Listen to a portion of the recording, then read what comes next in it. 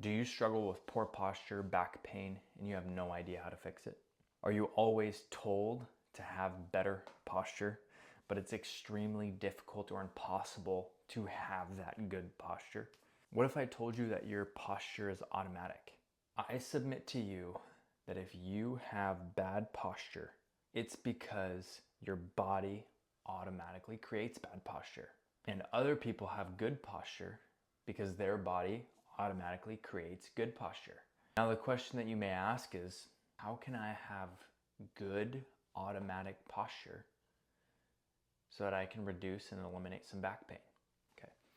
In this video, I will show you exactly why you have automatic bad posture and how you can restore automatic good posture and eliminate back pain. So, before we understand why posture is automatic and the actual exercises that will restore your posture, we need to first understand some basic terms and what proper spine function is. So the first two are anterior pelvic tilt and posterior pelvic tilt. So anterior pelvic tilt is when imbalances around the hips pull the top of the pelvis forward and the back of the pelvis backward. So then you get this over exaggerated arch in the lower back. Posterior pelvic tilt is the exact opposite. So the bottom of the pelvis is pulled forward and the top of the pelvis is pulled backward. This creates a flat back, a flat lower spine, and this kind of like tucked under look. Imbalances are tightness or weakness in surrounding tissue. So muscles, tendons, cartilage, ligaments, connective tissue, all that stuff. And weakness here is lack of strength, and tightness is weakness in flexible positions. Lack of strength in flexible positions, okay? Okay, now if we look at normal spine function, the spine has a natural S curve to it, and there's a good reason for that. So the spine has a natural S curve, and poor posture either exaggerates those curves or flattens them, right? So if you look at the natural curve, you can see the spine's shape allows it to handle the force of gravity like a spring, okay? This spring-like capability allows the forces to evenly be distributed to the muscles, tendons, fascia, bones, cartilage, ligaments, all of the tissues, right?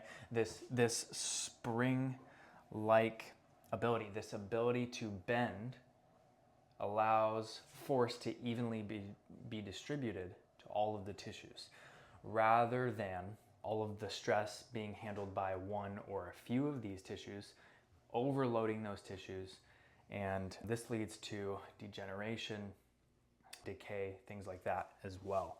So you can get some overuse symptoms, some overuse injuries because of the lack of ability to handle the forces of gravity, and you can see some overuse injuries in both postures. You can also think about this like landing from a jump, okay? So when you land, the ankles, knees, hips all bend and allow all of the tissues to handle the force. They allow the transfer of the stress from bone to all of the other tissues in the body so that they're evenly distributed and the bones and the joints aren't overloaded with stress. So when the body deviates from a normal spine posture, we get an altered spine shape, which leads to altered spine function. Now, before we get into posture, you need to have a basic understanding that you are born with natural balance. The body is born balanced. God created our body to work, and He created it to work very, very well. And so you need to have this understanding that we're born balanced, and there are imbalances that manifest themselves that create these altered spine postures. Now, imbalances are just a byproduct of life and specialization. Okay, what does that mean? That means that life is about going forward. Doing repetitive tasks builds up imbalances. And so life is about going forward. And what's interesting is ancient Chinese cultures figured out that walking backwards actually has some therapeutic effects and can reverse these chronic issues that don't seem to have a specific cause. These imbalances manifest themselves as tightness, weakness, limited range of motion, things like that, and they ultimately lead to pain.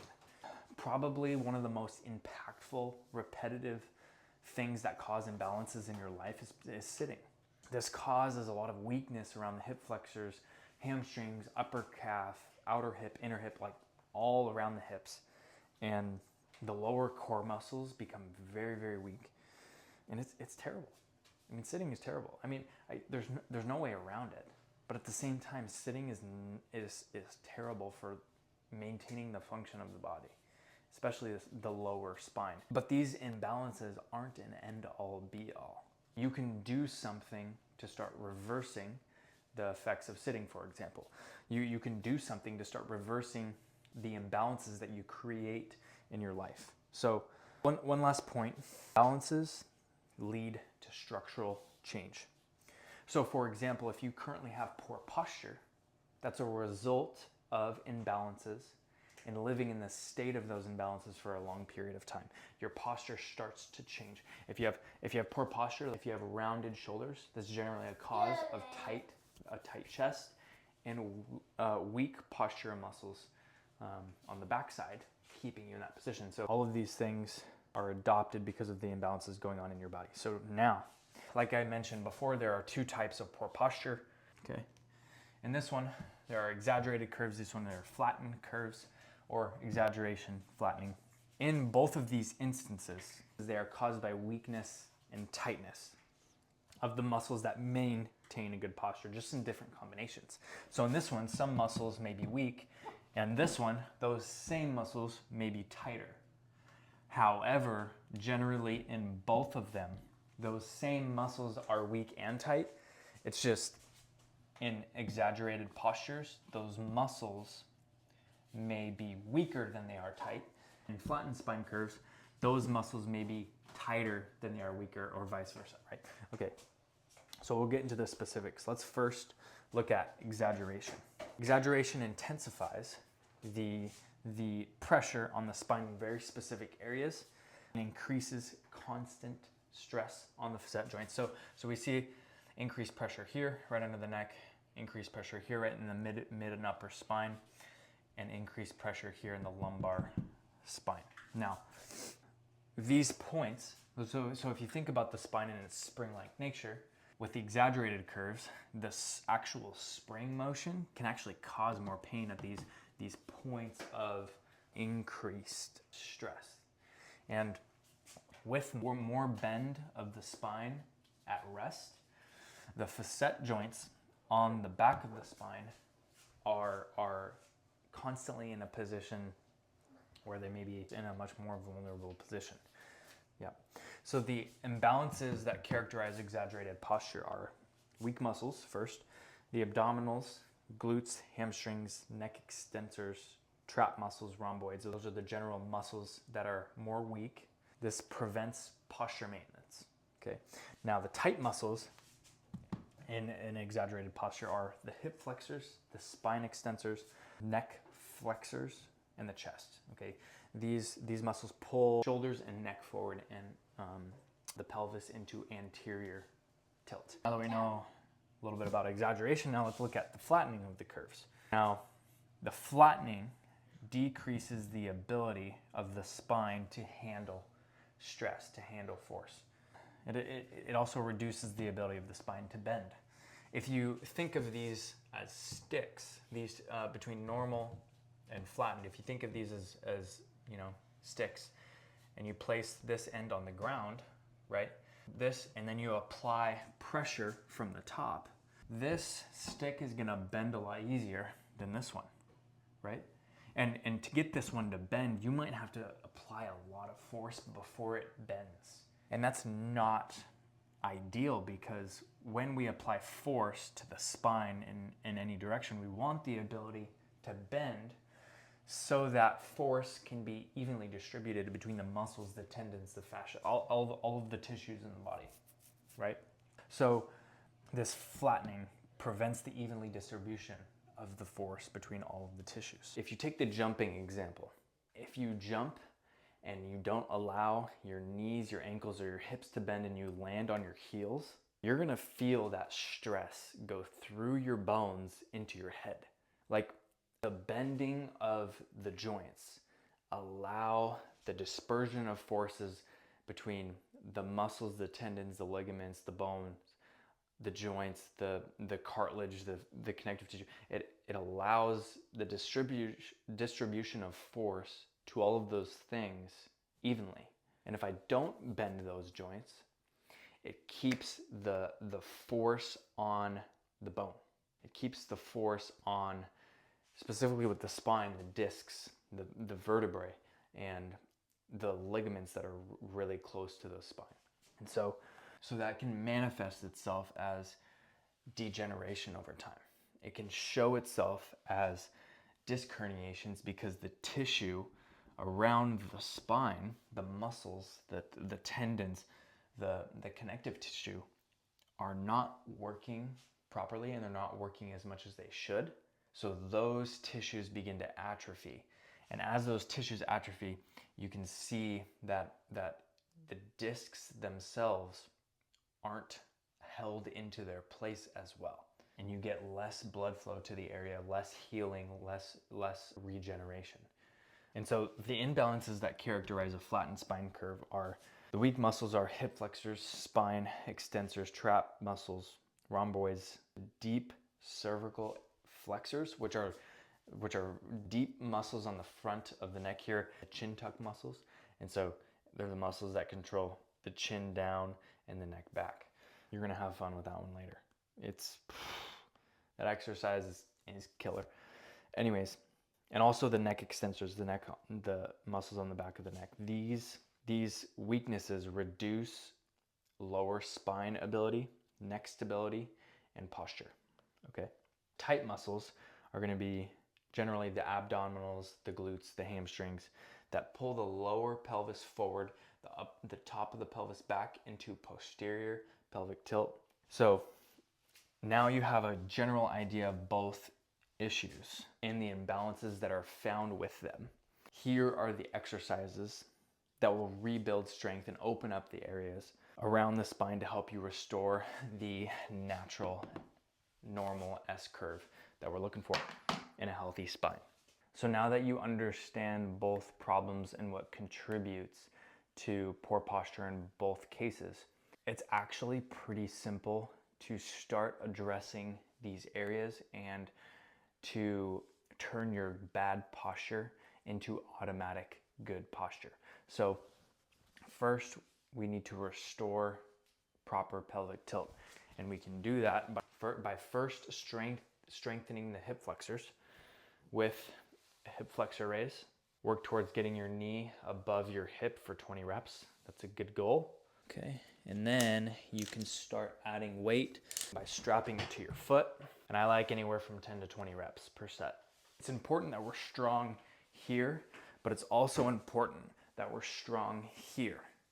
Okay, we want to build strength in this stretched position to open up those hip flexors and to start bringing the pelvis into proper position. A great place to start is elevated with some form of assistance, then progress lower as your flexibility improves, and you can add weight to match your strength. Now we want to start building the strength of the muscles above and below the pelvis on the back side with the back extension. You can start by holding this top position, keeping the body in a straight line. You can start assisted, but work towards holding this position for 2 minutes, building tolerance and strength in these muscles. Then you can progress to 1 leg at a time. Start with assistance, progress to 1 minute unassisted on each side. You can start incorporating some movement forward until you can perform full reps and work towards being able to do 30 reps with 2 legs and repeat the progression using 1 leg at a time until you can do full reps and work towards 20 reps with each leg. That's going to build a foundation of strength in the lower back muscles, in the glutes and the hamstrings. Now we can increase the flexibility and strength of the backside using the elephant walk, okay? Start with something that matches your flexibility. So that could be up here, but progress until you can get your palms to the floor. And once you can get your palms to the floor, you can progress to the Jefferson curl using a weight that feels good. Tucking the chin and allowing the weight to pull you down, stretching between each vertebrae into a hamstring and glute stretch, and then slowly coming back up using those spine muscles, okay? You don't have to start with weight. You can also start using assistance in the bottom position if you need to, then work towards body weight, okay? And then slowly add weight. This is gonna build strength in the ability of the spine to round, to fold, and then unfold. Okay, now the mid back becomes very vulnerable with poor posture. Once those shoulders start to cave in and the upper spine begins to round, it's really tough to get those arms up. And getting these arms up into this position is what activates those muscles in the mid back, those lower trap muscles. And those are very important for maintaining a good upper back posture. This is probably one of my favorite exercises, and it feels very good after. And so this is the pullover, opening up the upper spine, regaining the flexibility and mobility to get those arms above head. You can start with the support of the bench and a light dumbbell. And this allows you to gently get in the position, become comfortable in this bottom position. And as you become stronger, more flexible, more mobile, you can flip crosswise like this for more of a stretch, okay? Now that we opened up the upper back, the chest, and the ability to get our arms above our head, we now need to strengthen those muscles that hold our shoulders back, that hold our posture. And we can do that using the trap 3 raise. Raising upward in a Y, squeezing at the top, and controlling downward, okay? The goal is to feel those muscles in the mid back. Raise in a Y, control down, keeping the arms straight. You should feel those muscles, and don't worry about adding weight to start. Simply start using your hands, getting as high as you can, squeezing at the top, getting comfortable in that top position, and feeling the activation of those muscles. I like to do 12 reps for the pullover, 8 reps for the trap 3 raise. Now it's important for each of these exercises that you do not work through pain. And this is really important as I come into neck posture. Now, one thing with neck exercises is you can easily overdo them, and that's not something that you want to do. You do not want to be sore from neck. You don't want to be really sore from neck training the next day. It will not be a fun day. So take these neck exercises and start very light, making sure that everything feels good, there's no pain. And so the first exercise is the chin tucks. So you can think of tucking your chin down as far as you can, and then you're gonna drive your head backwards. So tuck the chin and drive the head backwards at the same time, okay? It's gonna look something like this.